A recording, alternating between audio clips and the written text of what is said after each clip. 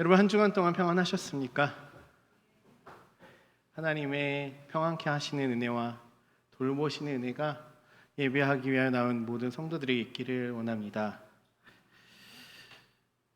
여러분, 얼마 전에 한 초등학생이 학교에 등교하지 않고 또 집에 연락도 되지 않아서 학교에 신고로 전국적으로 실종된 아이와 그 가족을 찾고자 하는 사건, 방송에서 이렇게 나타나는 사건이 있었습니다.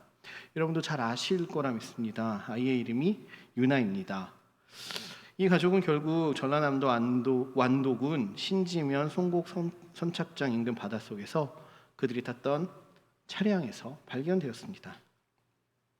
부검한 결과 그들의 몸에는 수면제의 성분이 검출되었고, 블랙박스를 분석한 결과 그들의 마지막 대화는 물이 차올랐다라고 하는 어머니의 음성, 그리고 바다로 돌진하는, 그래서 가족이 죽음을 맞이하는 그런 것이 보였습니다. 그들은 돌보는 사람도 없었고 찾아온 사람도 없어서 장례식도 없이 쓸쓸히 화장되었다고 합니다. 이 사건 이후에 그 가족을 취재한 기사들을 보면 부부는 우울증을 앓고 있었고 사업과 또 코인 투자의 실패로 많은 빚이 있었다고 합니다. 그들이 살던 집의 우편함에는 은행, 카드사들의 우편물들이 가득 쌓여 있었고, 현관문에는 신용보증재단과 법원과 보험사들에서 보낸 이 우편물 안내문 스티커가 현관문에 다닥다닥 붙여져 있었다고 합니다. 경제적인 위기에 놓인 한 가족이 그 빚들을 감당할 수 없게 되고 이로 인해서 우울증을 앓게 되면서 극단적인 선택을 하게 된 것으로 추정합니다. 이들의 안타까운 사건을 방송하던 한 진행자가 전문가에게 이렇게 물었습니다. 이들이 경제적인 어려움에 처해 있었는데 이들이 삶을 이어나갈 수 있는 어떤 구제 방안이나 또 받을 수 있는 어떤 제도나 이런 정책은 없었을까요? 라고 물었습니다. 근데 이 전문가의 대답은 충분히 파산 신청을 하고 또 회생 제도들을 통해서 살아갈 수 있는 방책들이 있었다고 말을 합니다. 그러나 이들에겐 그 누구도 그것을 알려주지 않았고 도와주지도 않았고 그들도 그것도 전혀 모르는 상태에서 어떤 도움도 누구에게도 요청하지 않았던 것 같다라고 이 전문가가 안타깝게도 대답을 했습니다. 너무나 안타까운 사건입니다. 어려움을 당하며 살아보려고 살 길을 찾으나 어떻게 해야 할지 모르는 상황에 결국 누구의 도움도 받지 못하고 안타깝게 삶을 포기하게 되는 그런 상황이 벌어졌던 것이죠. 여러분, 오늘 우리가 읽은 본문에서도 어떤 사람이 도움도 받지 못한 채 사람들의 사회에서, 마을에서 버림받아 죽음만을 기다리는 이 한 사람이 있었습니다. 이 사람을 거라사의 광인이다, 또 귀신 들린 사람이다 라고 말합니다. 귀신이 들려서 사람들에게 해를 끼치고 위해를 가하니까 사람들이 쇠사슬로 묶고 고랑으로 채워서 움직이지 못하게 두었던 겁니다. 그런데 이 귀신이 들린 이 사람의 힘이 너무 세서 그것도 다 끊고 돌아다니면서 위해를 가하고 어려움을 끼쳤습니다. 그래서 더 이상 이 사람들이 사는 사회에서, 마을에서 함께 지낼 수가 없게 되었던 것이죠. 그래서 이 죽은 자들이 있는 무덤 그 사이에서 살게 되었습니다. 근데 이 산에서도 산으로 들로 뛰어다니면서 소리를 지르면서 돌로 다른 사람이 없으니까 자신을 자해하면서 이렇게 살아갔습니다. 아마도 이 사람이 사는 거라사인의 지방에서는 상당히 큰 문제다라는 사건이었을 겁니다. 무덤가에서 죽은 자들과 같이 죽은 자들 속에서 자신의 정체성을 잃어버린 존재로서 귀신에 사로잡혀 죽게 될 날을 기다리는 이 사람에게 어느 날 큰 사건이 나타납니다. 그것은 바로 예수님을 만난 사건입니다. 예수님은 그를 만나서 그의 안에 들렸던 귀신을 쫓아내십니다. 그리고 그가 잃었던 정체성과 생명을 찾게 하십니다. 그리고 그에게 할 일을 주십니다. 예수님을 전파하는 사명을 주십니다. 그래서 예수님을 만난 사건은 영적으로, 실제적으로 죽은 자 같았던 그에게 놀라운 변화, 완전한 변화를 주셨습니다. 그렇다면 그를 변화시키시고 다시 살게 하신 예수님이 어떻게 그에게 역사하셨으며 또 오늘 우리에게 어떻게 역사하시는지 이 말씀을 통해서 한번 간략히 나눠보고자 합니다. 첫 번째로 여러분, 예수님은 우리를 위해서 찾아오시는 분이십니다. 우리 1, 2절의 말씀을 함께 읽어보겠습니다. 1절과 2절의 말씀입니다. 시작. 예수께서 바다 건너편 거라사인의 지방에 이르러 배에서 나오심에 곧 더러운 귀신 들린 사람이 무덤 사이에서 나와 예수를 만나니라. 아멘. 여러분, 예수님께서 이 오늘 성경 본문뿐만 아니라 그 앞과 뒤에 이 문맥을 좀 살펴보면 예수님의 행보가 상당히 기이한 것을 볼 수가 있습니다. 앞장에서 어떤 일이 있었습니까? 그 전날인데요. 예수님께서는 갈릴리 바닷가에서 사람들에게 씨 뿌리는 자의 비유를 통해서 말씀을 가르치시는 일들을 하루 종일 하셨습니다. 그리고 해질 무렵이 되자 제자들에게 자, 이제 건너가자라고 말씀하십니다. 그리고 나서 예수님은 배를 타고 배에서 되게 피곤하셨는지 깊이 잠이 듭니다. 아마도 하루에 말씀 사역이 굉장히 힘들고 피곤하고 육체적으로 힘들었던 것 같습니다. 그런데 그때에 풍랑이 크게 일어납니다. 제자들이 어떻게 해보려고 했지만 할 수가 없었습니다.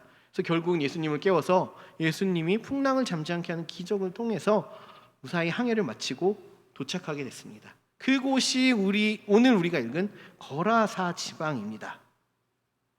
거라사 지방에 대해서는 이제 그곳이 어디인가라고 할 때 좀 지명이 그때와 지금과 좀 달라진 부분도 있고 해서 여러 가지 논쟁이 있습니다. 그러나 본문에서 예수님이 바닷가에서 만나서 또 있었다는 점, 그리고 산에서부터 내려왔던 그런 상황들을 통해서 바닷가와 산을 끼고 있는 지역으로 추정하고 있습니다.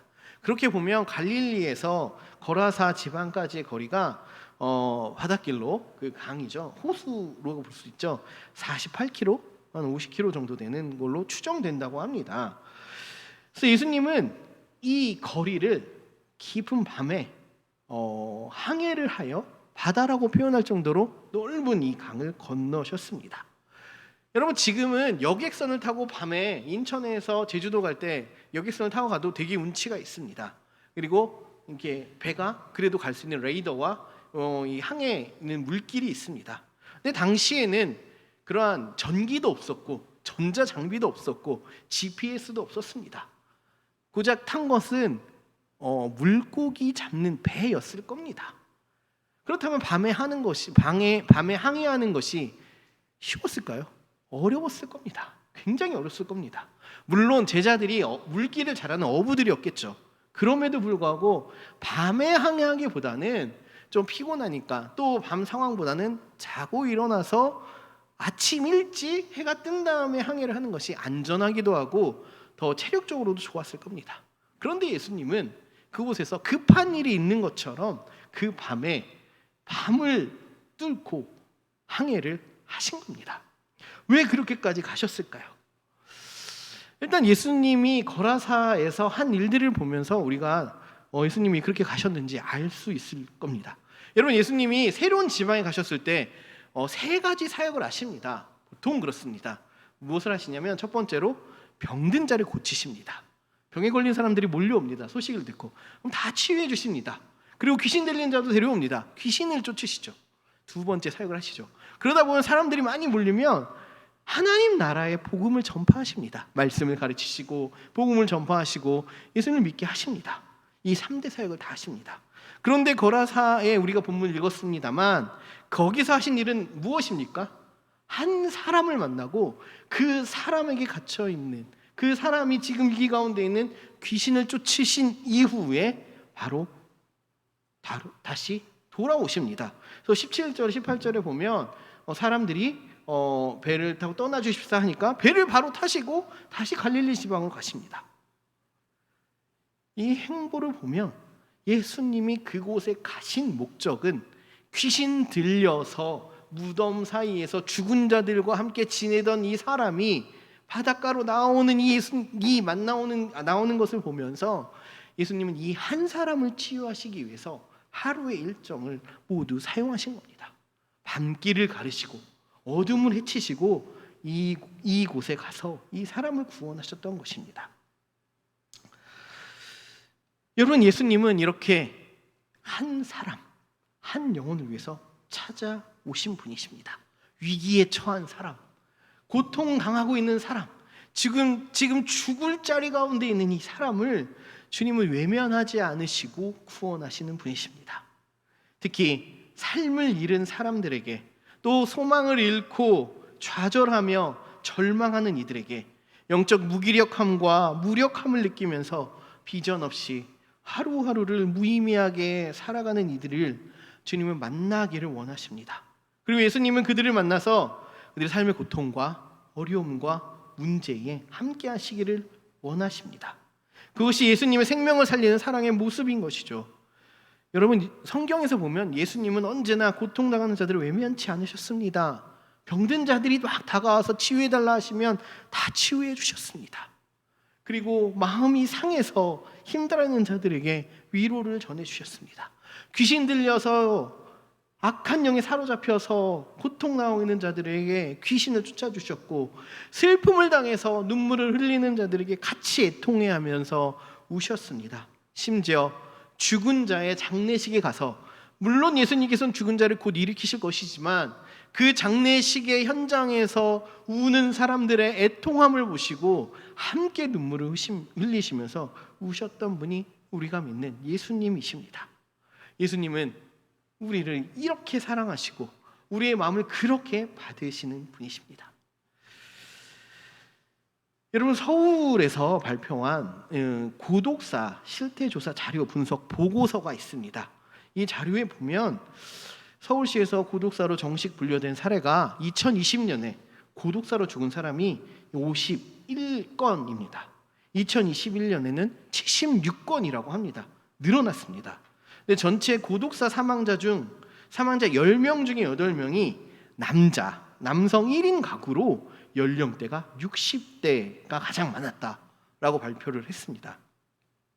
한편 중년, 장년 자살도 해마다 늘어서 2016년부터 2020년까지 조사한 중장년 자살 사망 현황을 보면 중장년 남성 자살로 죽은 사망자 수는 평균 592.2명이나 되었고, 남성의 비율이 여자보다 69%나 되었습니다.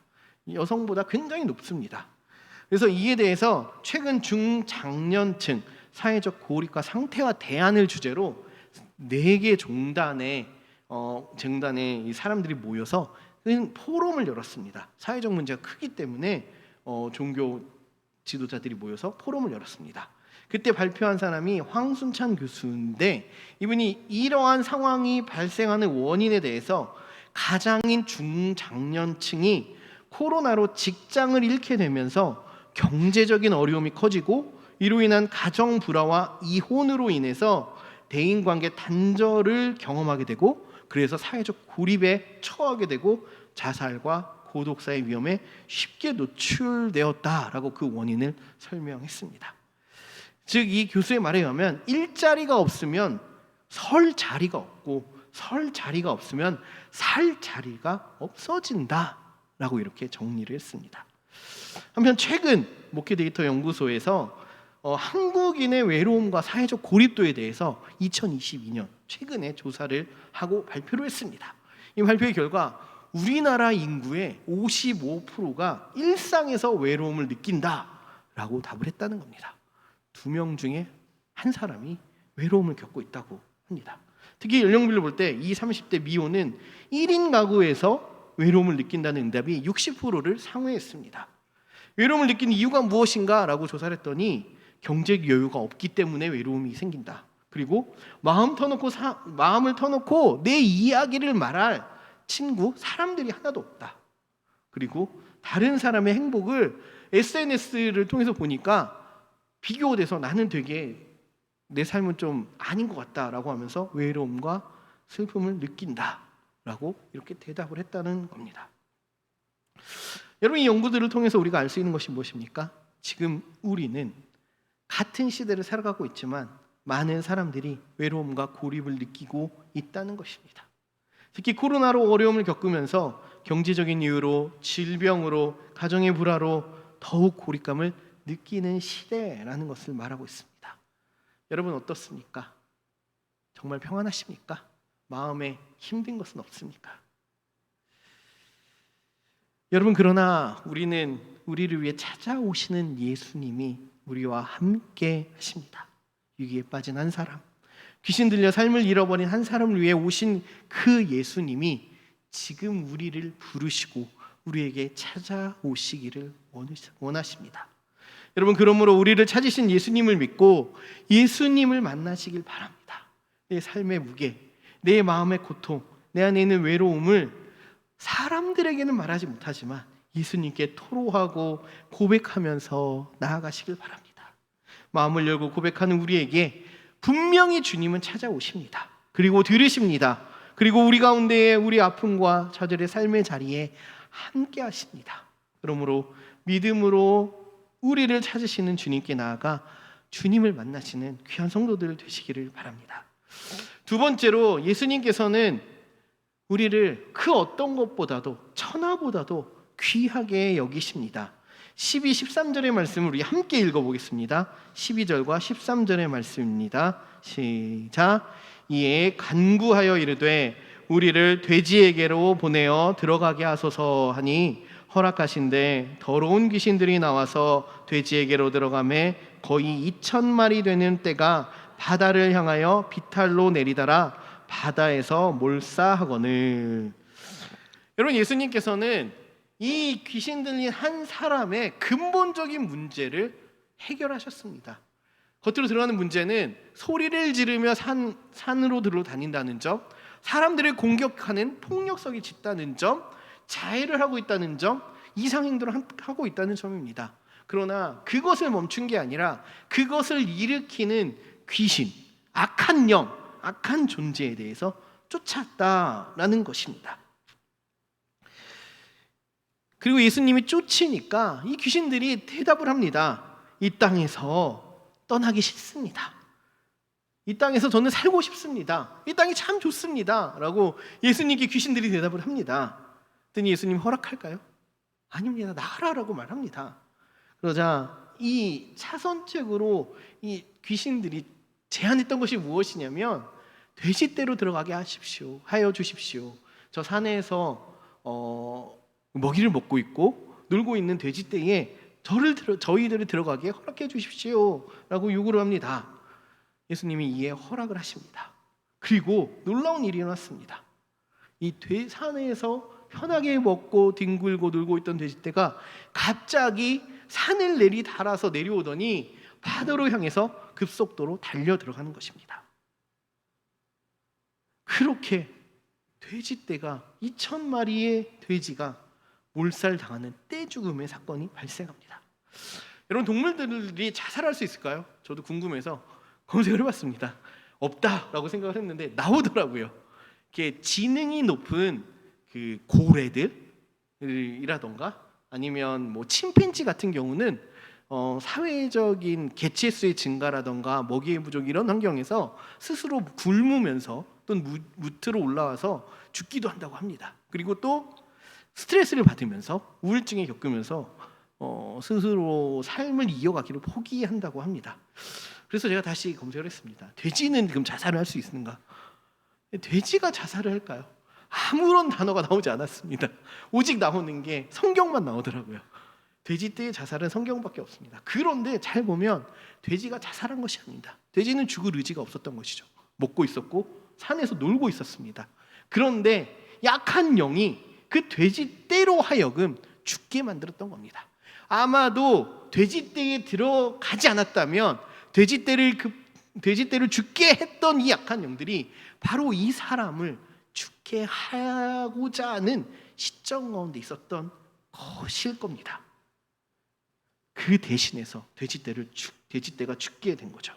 그럼 돼지를 치던 사람은 어떤 감정이 들었을까요? 갑자기 돼지가 몰살된 사건은 고용인으로서 돼지를 치던 사람들에게는 심각한 문제가 생긴 겁니다.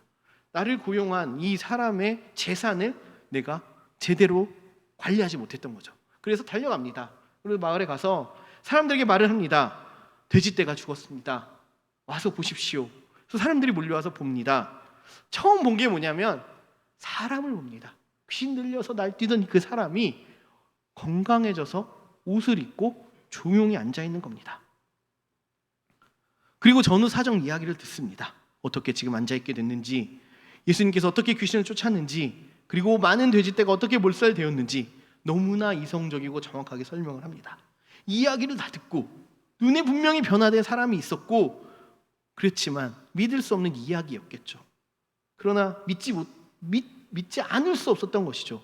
그 사람이 눈앞에 멀쩡해져서 앉아 있었고, 저 바다에 2,000마리의 돼지의 시신이 둥둥 떠다니고 있었을 겁니다.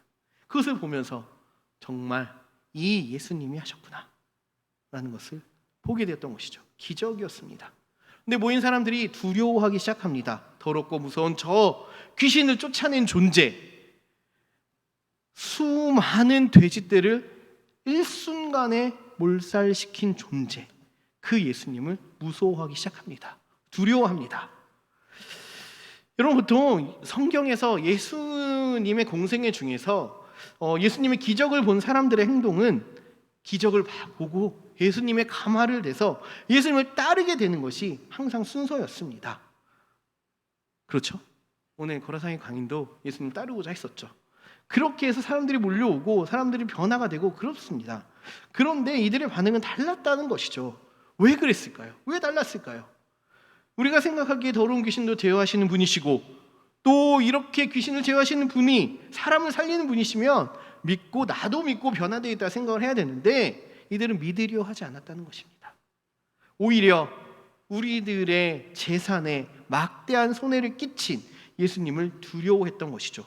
그리고 귀신 들려서 고통받는 사람을 돕기보다 죽은 사람으로 취급하고 산의 무덤가에 묶어놓고 고통 속에 죽어가도록 유기하고 살인이 일어나도록 조장했던 그러한 그 마을 사람들의 죄된 행동이 드러나는 것을 두려워했던 것입니다.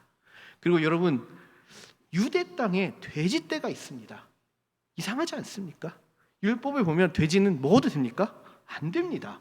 만져도 됩니까? 안 됩니다. 부정한 짐승입니다. 그런데 유대 땅에 한두 마리도 아니고 2,000마리를 키우고 있다는 겁니다. 그럼 무엇입니까? 돼지고기를 먹고 팔고 그것으로 생업을 잇는 사람들이라는 겁니다. 그 당시에 이것은 심각한 범죄 행위라는 겁니다. 종교적으로 지배되는 상황에서 그것은 문제의 소지가 되는 상황이라는 것이죠. 그리고 그들의 장사는 유대인들을 향해서 있는 것이 아니라 로마인들이나 이방인들을 향해서 있었던 겁니다. 이들은 부정한 자들이라고 취급될 수밖에 없는 것이죠. 그러므로 종교 재판에 회부될 수 있는 사안이라는 것입니다. 그러므로 그들은 두려워했던 것입니다. 자신들이 행한 것들이 잘못된 것임을 알면서도 죄가 드러나서 그들이 손해를 입을까, 어려움을 겪게 될까 봐 두려워서 빨리 떠나달라 요청했던 것입니다. 여러분, 성경에서 예수님을 만나면 떠나달라라고 요청한 사건도 있습니다. 잘 읽어보면 누가 그랬냐면 귀신들이 그렇습니다. 악한 영이 그렇습니다. 귀신 들린 자들, 악한 영들은 예수님을 보면 바로 알아봅니다. 지극히 높으신 하나님의 아들 예수시여, 우리와 상관하지 마시고 떠나주십시오. 우리가 하려고 하는 일들에 회방 놓지 말아주십시오. 이렇게 말하는 것이 악한 영들입니다. 귀신들입니다. 오늘 본문에서도 그랬고, 또 가버나움 회당의 귀신 들린 자도 마찬가지였습니다. 이 거라사 지방의 사람들이 죄에 사로잡혀, 악한 영에 사로잡혀 그렇게 사람보다 돼지를 귀하게 여기고 범죄하는 행위 가운데 있었던 것이죠. 그러나 예수님은 한 사람, 한 생명의 소중함을 드러내놓고 보여주셨던 것입니다. 여러분, 하나님은 우리를 하나님의 형상대로 창조하셨습니다. 창조 기사에 보면 생명을 불어넣어, 생기를 넣어 창조하셨습니다. 이것은 여러 피조물들과 전혀 다른 창조입니다. 새들, 동물들에게 있으라라고 하시는 말씀으로 창조되었지만 사람은 하나님의 영을 넣어서 창조하셨다는 것입니다. 이것은 하나님의 대리자로서 또 하나님의 백성으로서의 격이 다른 역할과 사명이 있는 것을 보여주는 창조입니다. 또한 인간의 범죄와 타락에 대해서 어떻게 했습니까? 참 신이신 예수 그리스도께서 인간이 되셔서 인간으로서의 삶을 사시고 인생의 고통을 겪으셨고 세상의 모든 죄를 지시고 십자가에서 모멸을 당하시며 비참하게 죽음을 당하셨습니다. 오직 하나님의 형상대로 지은 하나님의 사랑 가운데 창조한 인간을 살리기 위해서 그렇습니다. 그러므로 우리의 존재와 우리의 정체성은 무엇입니까? 신적인 형상을 가진 존재. 신이 모멸과 비참을 참으며 생명을 던지면서까지 사랑하고 사랑하며 살리고자 한 존재가 바로 우리라는 겁니다. 주님은 한 사람을 살리기 위해 2,000마리의 돼지떼를 희생하는 것이 결코 물질적 비교 대상으로 여기지 않으셨다는 것입니다. 생명의 값어치, 생명의 무게는 그러한 것들로도 결코 비교할 수 없다라는 것을 보여주셨던 것입니다. 고작 돼지 2,000마리, 신의 죽음에 비해서는 결코 귀하게 여길 수 없는 한낱 값어치 없는 사건이 일었다는 것이죠.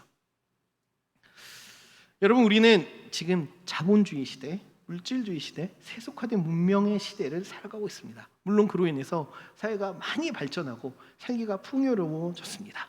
그러나 이 시대에도 그림자가 있습니다. 가장 큰 문제가 무엇인지 아십니까? 인간 소외 현상입니다. 인간의 존재도 기계와 같이 기능으로 바라보는 것입니다. 효율과 능력으로 사람을 판단하는 것입니다. 사람의 능력을 물질과 투자와 그 연봉으로서 사람의 가치를 판단하는 것이 우리 시대의 모습입니다. 여러분, 요즘 미래공동체에서 여름성경학교를 하고 있습니다. 어제도 이제 유년부에서 여름성경을 하는데 아이들이 막 웃음소리가 들리고 노는 소리가 들리는 것이 참 감사하다라고 생각을 했습니다. 근데 이 주일학교가 교회에 있는 것이 굉장히 소중하고 축복이라고 생각이 듭니다.